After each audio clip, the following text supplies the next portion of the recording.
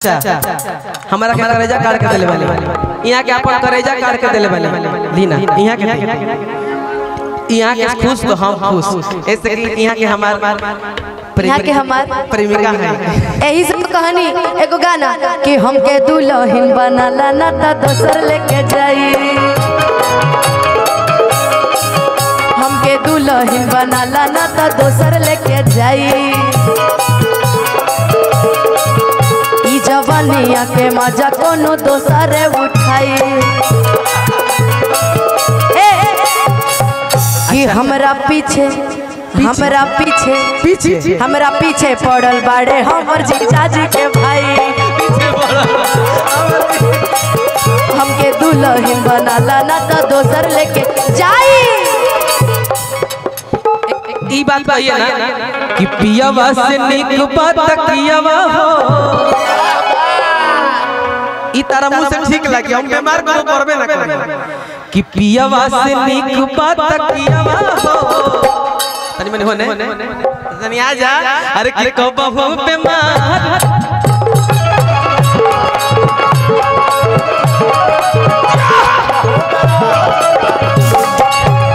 पियावा से निक बात कियावा हो कबहू बीमार न पड़ेगे,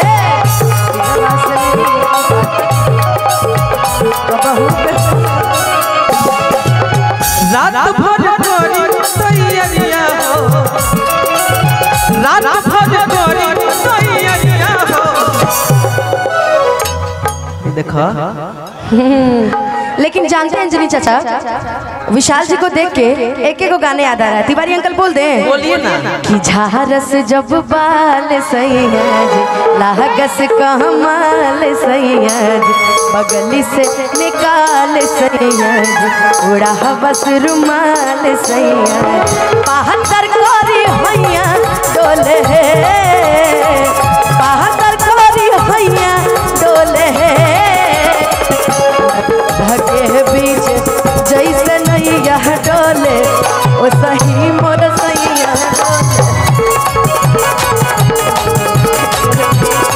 जैसे नैया। अजरी चाचा एमे बड़ा सुंदर लाइन है इनकरा भिरी, 72 पियावा में बहुते बहमा जा रामा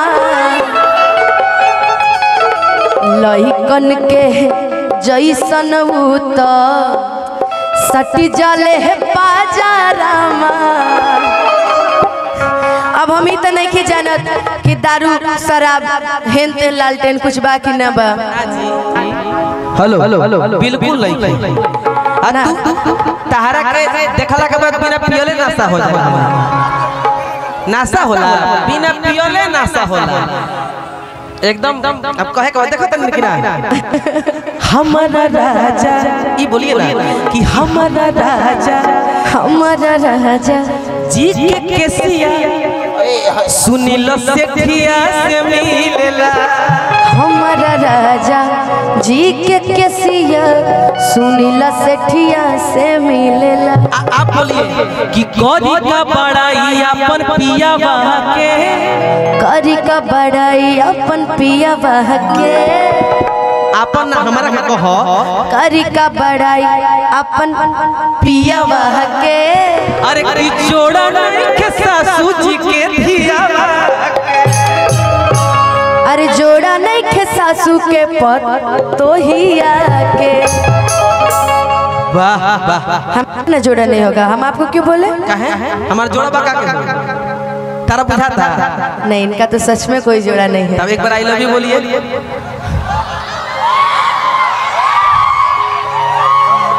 बोलिए।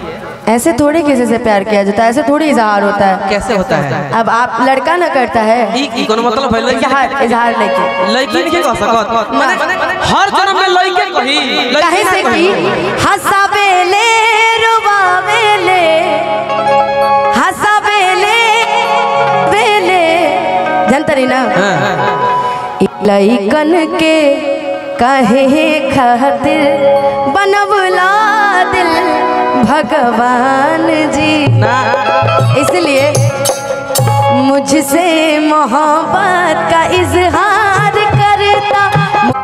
भैया के फरमाइश बा कि पैसा उड़ई हो तो पुदीने पे उड़ई हो। उड़ाइए गाइए, आप भी साथ दे दीजिए ना थोड़ा। गा देंगे कि बढ़ता बेचैनी दादा मुश्किल भगिल बा जीना जीना जीना। बढ़ता बेचैनी दादा मुश्किल भइल बाटे जीना जीना जीना। आपको एक बच्चे से मिलवाए। अच्छा। अभी देखिए बच्चा कितना अच्छा। जरा बोले लोग बोल दो ले ला पुदीना ले लो पुदीना। आ तार चाचा करियो ना ना ले लो पुदीना अच्छे से ले ला पुदीना ले लो साफ पुदीना। होगा कहता तार चाचा करियो। तार चाचा करियो। बढ़ता आवाज बढ़ा दीजिए थोड़ी सी। अरे हां देखो रुको बढ़ता वाह बहुत टैलेंटेड लड़का है।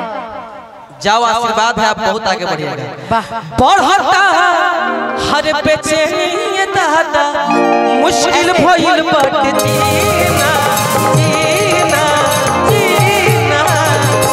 ले ला पुदीना ले ला पुदीना ले लो पुदीना ले लो पुदीना ले लो पुदीना ले लो पुदीना ले लो पुदीना ले लो पुदीना। आइल बानी तोहरा गलिया केने बाड़ू हमर ललिया।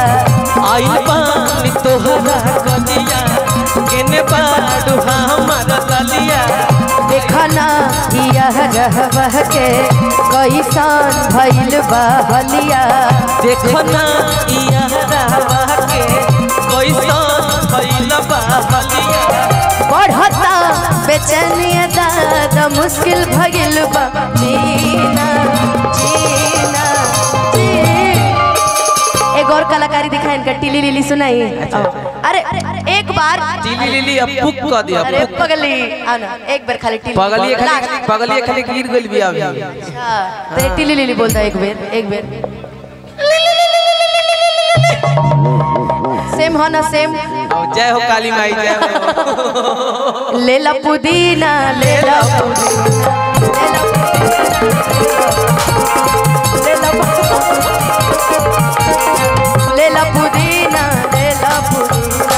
ले लो पुदीना ले लो पुदीना ले लो पुदीना ले लो पुदीना ले लो पुदीना।